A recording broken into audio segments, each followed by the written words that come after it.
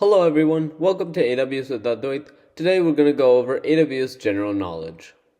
So here's the quick agenda of our presentation today. Okay, let's get started. So today we're going to start with EC2, IAM, and Trainium. So what is Amazon EC2? So this is scalable compute capacity in the cloud. This is the on-demand virtual servers that are the core of AWS. One of the main things about these servers is that they are very elastic, which means that you can scale up and down as many servers as you need.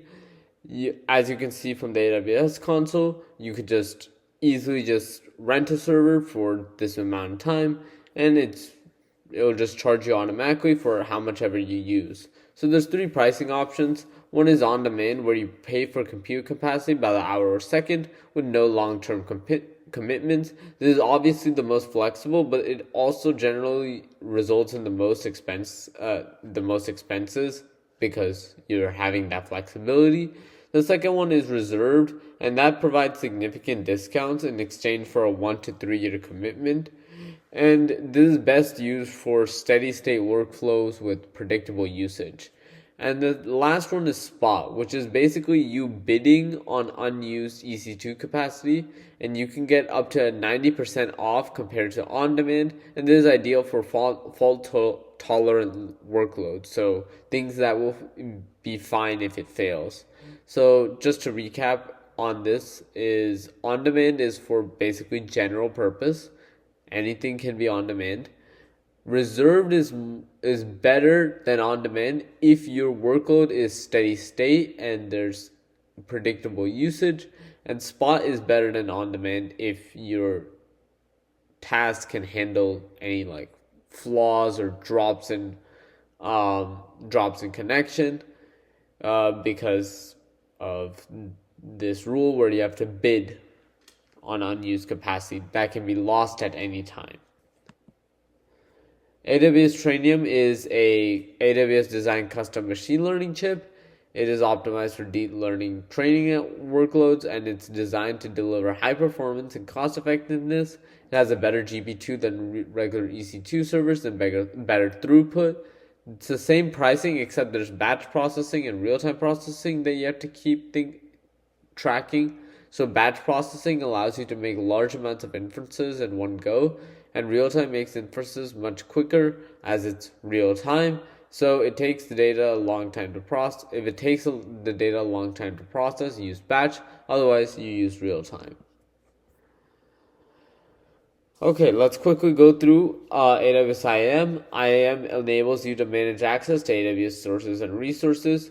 So there are users, which are the individual identities, groups, which are collections of users, roles, which are permissions for AWS services and applications, and there's also policies, which define any permissions for the whole server.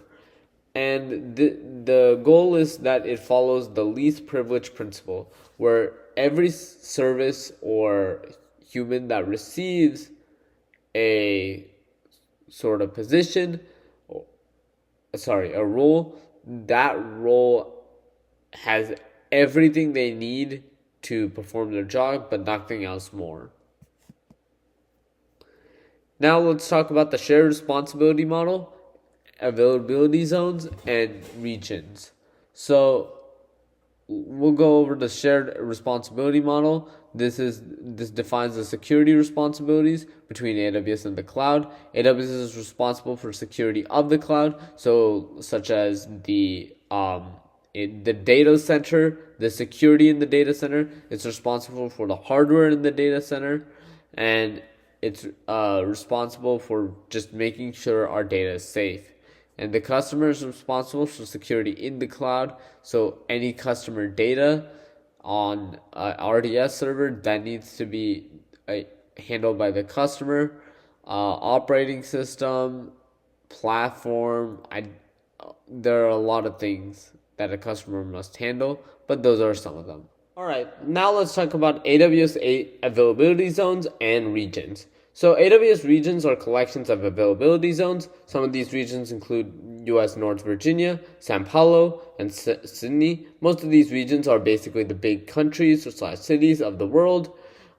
Each region has a minimum of 3 AZs. So as you can see from the map, this is a map of all the regions in North America. So one of the biggest ones we have here is North Virginia. So yeah.